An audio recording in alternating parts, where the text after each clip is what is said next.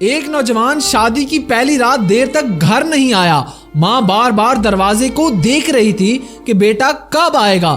ماں کی خواہش تھی کہ میں اور نئی نویلی دلہن اور بیٹا بیٹھ کر مل کر کھانا کھائیں۔ جتنا وقت گزرتا جاتا ماں کی پریشانی بڑھتی جا رہی تھی۔ سردی کا موسم تھا اور ماں کی عمر بھی زیادہ تھی، یعنی کہ ان کی عمر 50 سے لگ بھگ تھی۔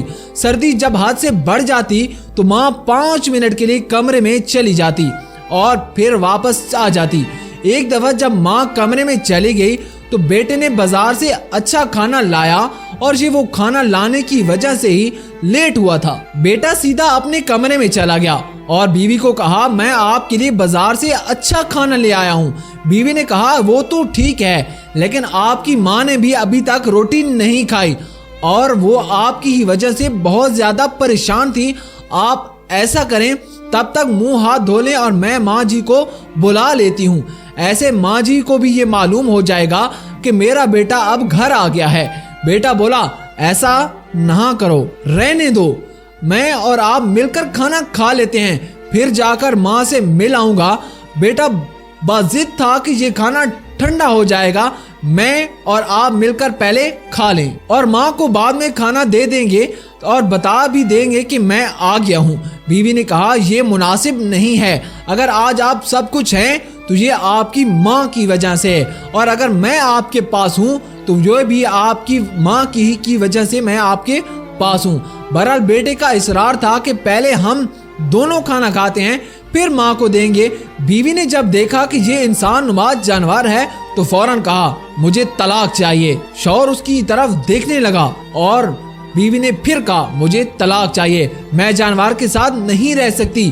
ماں باہر گیٹ کے سامنے بیٹے کا انتظار کر رہی تھی کہ اچانک سے گھر میں شور کی محسوس آواز ہوئی۔ اس کو جب کمرے میں دولہا اور دلہن کی شور کی آواز سنی تو حیران ہو گئی کہ بیٹا کب آیا اور شور کیوں ہے۔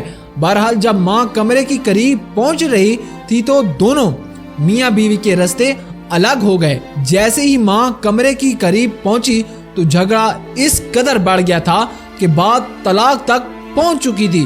معلوم ہوا کہ طلاق ہو چکی ہے، اب کوئی راستہ نہیں بچا۔ بوڑھی ماں یہ صدمہ برداشت نہ کر سکی اور اس دنیا سے رخصت ہو گئی۔ انا للہ و انا الیہ راجعون۔ یوں شادی کی پہلی رات ماں کا جنازہ نکل گیا۔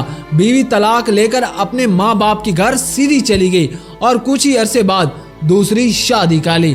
تقریباً 30-35 سال 40 سال کے بعد یہ عورت حج پر جا رہی تھی۔ اس کے فرما بردار بیٹے اور بہت مالدار بھی تھے، وہ بھی اس کے ساتھ تھے۔ راستے میں ایک فقیر بد حالت میں بھیک مانگ رہا تھا۔ جب عورت نے دیکھا تو اپنے بیٹوں کو کہا کہ اس بندے کو بلاؤ۔